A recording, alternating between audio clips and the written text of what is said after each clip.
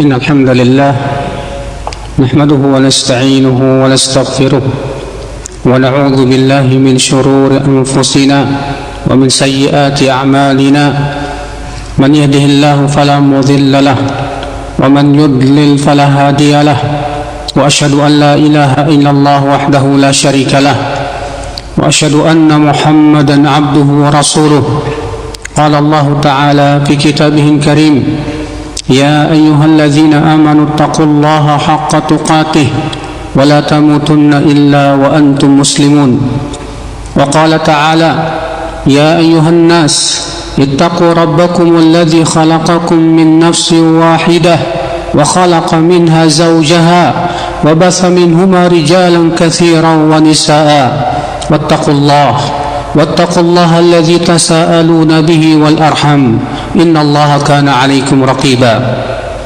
وقال تعالى يا أيها الذين آمنوا اتقوا الله وقولوا قولا سديدا يصلح لكم أعمالكم ويغفر لكم ذنوبكم ومن يطع الله ورسوله فقد فاز فوزا عظيما أما بعد فإن أصدق الحديث كتاب الله وخير الهدي هدي محمد صلى الله عليه وسلم وشر الأمور محدثاتها وكل محدثة بدعة وكل بدعة ضلالة وكل ضلالة في النار. أمة الإسلام, sesungguhnya Allah subhanahu wa ta'ala telah menjelaskan kepada Rasulnya segala macam kebaikan. Tidak ada satupun kebaikan kecuali telah dijelaskan oleh Rasulullah sallallahu alaihi wasallam. Dan tidak ada satupun keburukan yang menjerumuskan ke dalam api neraka kecuali telah dijelaskan oleh Rasulullah sallallahu alaihi wasallam. Maka Rasulullah sallallahu alaihi wasallam tidak mungkin menyembunyikan satupun wahyu dari Allah. Sebab kalau Rasulullah SAW menyembunyikannya, tentu beliau disifati dengan khianat, bukan lagi dengan amanah. Maka kewajiban kita ya umat al-Islam untuk senantiasa mencukupkan diri dengan Al-Quran dan hadis Nabi sallallahu alaihi wasallam. Kemudian kita berusaha untuk memahaminya sesuai dengan pemahaman salafus salih, karena mereka adalah sebaik-baik orang yang memahami Al-Quran dan hadis Nabi sallallahu alaihi wasallam. Umat al-Islam, ketika seseorang yang akhal Islam tidak merasa cukup dengan Al-Quran dan hadis, sehingga ia membutuhkan ucapan-ucapan manusia dan pendapat-pendapatnya, ia pasti akan tersesat jalan. Karena sesungguhnya Rasulullah SAW telah mencukupkan. Beliau bersabda, taraktu fikum al-amrain ma in tamassaktum bihima lan tadillu. Aku tinggalkan untuk kalian dua perkara. Selama kalian berpegang kepada dua perkara ini, kalian tidak akan tersesat selama-lamanya. Kitabullah wa sunnati, kitabullah dan sunnahku, kata Rasulullah sallallahu alaihi wasallam. Ya akhal Islam, cukupkan diri kita dengan terus mempelajari Al-Quran, terus kita mengkaji sunnah Rasulullah sallallahu alaihi wasallam.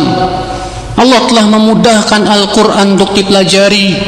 Allah berfirman, walaqad yassarna al-Qur'ana lidzikr fahal min muddakir. Sungguh kami telah mudahkan Al-Quran untuk dipelajari, untuk diingat, maka adakah orang yang mau mengingatnya? Allah subhanahu wa ta'ala mengancam orang-orang yang tidak mau mentadabburi Al-Quran bahwa hatinya tertutup mati.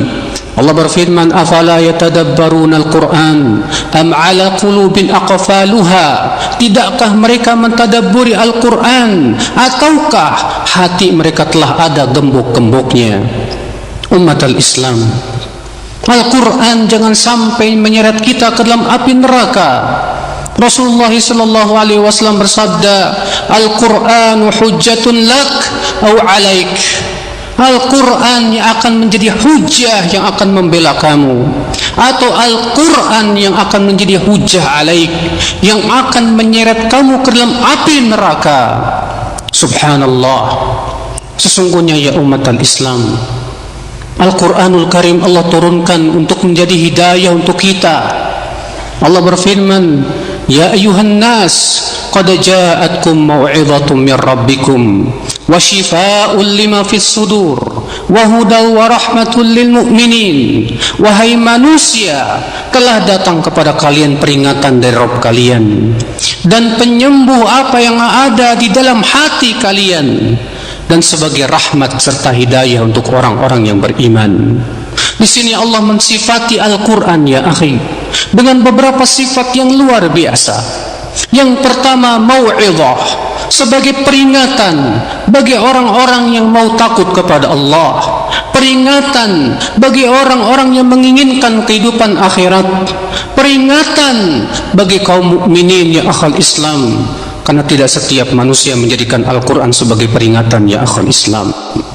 Berapa banyak orang yang menghafal Quran tapi hatinya tidak takut kepada Allah. Berapa banyak orang yang hafal Al-Quran tapi tidak peduli dengan hukum-hukum Allah dan syariatnya. Berapa banyak orang yang menghafal Quran tapi hanya sebatas hiasan di lisan saja, hanya ingin disebut bahwa dirinya seorang penghafal Quran. Sementara Al-Quran, ya akhal Islam, tidak sesuai dengan tingkah lakunya, tidak sesuai dengan akhlaknya, tidak sesuai dengan sisi kehidupannya. Sungguh Al-Quran hanya akan menyeret ia ke dalam api neraka. Umat al-Islam, maka kewajiban kita, ya akhi, jadikan Al-Quran sebagai peringatan untuk hidup kita. Senantiasa kita, hati kita, ya akhul Islam, mengambil peringatan-peringatan Allah dalam Al-Quran. Sungguh peringatan Allah kepada hamba-hambanya, karena Allah sayang kepada hambanya. Allah tidak ingin kita semua masuk ke dalam api neraka. Maka Al-Quran Allah turunkan sebagai peringatan untuk kita semuanya. Wa shifaa'un lima fis sudur, dan obat terhadap apa yang ada dalam dada, obat hati kita. Siapapun yang mentadabburi Al-Quran, siapapun yang membaca Al-Quran, siapapun yang akhal Islam yang menjadikan Al-Quran sebagai hiasan hatinya, maka hatinya akan terobati, akan hilanglah cinta dunia di hatinya yang berlebihan, akan menjadi orang-orang yang senantiasa mengharapkan ridha Ar-Rahman, senantiasa menjadi orang-orang yang taat dan tunduk dan patuh kepada Allah Azza wa Jal. Maka, ya akhal Islam, penyakit-penyakit hati itulah yang sangat berbahaya. Penyakit badan itu semua menggugurkan dosa, tapi penyakit hati, seseorang ditimpa kesombongan dan ujub, seseorang ditimpa oleh hasad dan dengki, seseorang yang ditimpa oleh cinta dunia yang berlebihan, itu semua hanya akan mendatangkan azab di kuburnya dan azab dalam api neraka, na'udzubillah. Karena Allah menyebutkan dalam Al-Quran bahwasanya keselamatan kita di hari kiamat itu tergantung kepada keselamatan hati kita.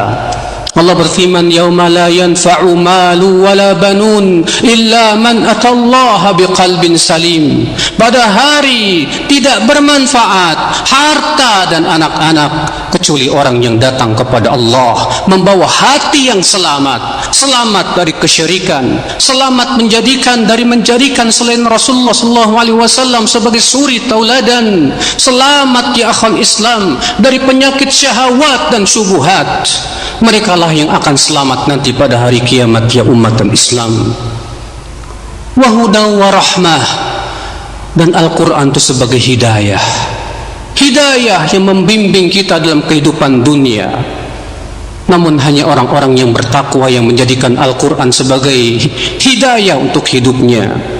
Allah berfirman, Alif Lam Mim, dzalikal kitabu la raiba fi, hudal lil muttaqin. Alif Lam Mim, itulah Al-Quran yang tidak ada keraguan padanya, sebagai hidayah untuk orang-orang yang bertakwa. Karena orang yang tidak bertakwa tidak mau menjadikan Al-Quran sebagai hidayah.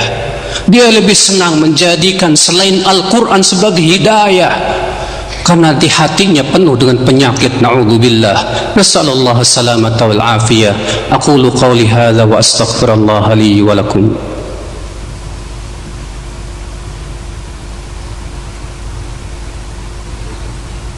Alhamdulillah, wassalatu wassalamu ala rasulillah nabiyyina Muhammadin wa ala alihi wa sahbihi wa man walah. Wa asyhadu an la ilaha illallah wahdahu la syarika lah. Wa asyhadu anna Muhammadan abduhu wa rasuluh. Ummatal Islam. Lalu Allah menyebutkan tentang sifat yang terakhir dari Al-Quran, wa rahmatan lil mu'minin, rahmat untuk orang-orang yang beriman. Adakah yang lebih besar dari rahmat Allah dari Al-Quran, yang seharusnya kita bergembira dengan rahmat Allah yang agung ini? Allah berfirman, qul bifadlillah wa birahmatih fabidzalika falyafrahu huwa khairum mimma yajma'un. Katakan, dengan karunia Allah dan rahmatnya lah hendaklah mereka bergembira. Itu lebih baik daripada apa yang mereka kumpulkan dari kehidupan dunia. Al-Imam Abu Ja'far At-Tabari menafsirkan, katakan, dengan karunia Allah yaitu Islam dan rahmat Allah yaitu Al-Quran, hendaklah mereka bergembira. Bergembira dengan mengamalkan Islam, gembira dengan Al-Quran, membacanya, mempelajarinya, dan mengamalkannya. Itu lebih baik. Hendaklah mereka bergembira, kata Allah. Itu lebih baik daripada apa yang mereka kumpulkan dari kehidupan dunia. Dunia hanya sesuatu yang menipu, ya akhal Islam. Sedangkan Al-Quran, ya akhal Islam, bimbingan untuk hidup kita. Maka jadikan Al-Quran sebagai hiasan hati, bukan sebatas hiasan dinding. Jadikan Al-Quran, ya akhal Islam, sesuatu yang menghiasi lisan-lisan kita, menghiasi telinga-telinga kita, sehingga kita lebih menyukai mendengarkan Al-Quran daripada mendengarkan nyanyian dan musik. Kita lebih menyukai mendengarkan dan membaca ayat-ayat Allah Azza wa Jal daripada membaca tulisan-tulisan yang mereka tidak beriman kepada Allah Azza wa Jal. Allahumma salli ala Muhammad wa ala ali Muhammad kama sallaita ala Ibrahim wa ala ali Ibrahim innaka Hamidum Majid. Wa barik ala Muhammad wa ala ali Muhammad kama barakta ala Ibrahim wa ala ali Ibrahim innaka Hamidum Majid. Allahumma ighfir lana dhunubana ya rabbal alamin. Allahumma tub alaina innaka antat tawwabur rahim. Allahumma aslih ulata umurina ya rabbal alamin. Allahumma a'izzal islam wal muslimin wa adhilla syirka wal musyrikin ya rabbal alamin. Allahumma tub alaina innaka antat tawwabur rahim. Allahumma atina fid dunya hasanah wa fil akhirati hasanah wa qina adzaban nar. Wa sallallahu ala nabiyyina Muhammadin wa ala alihi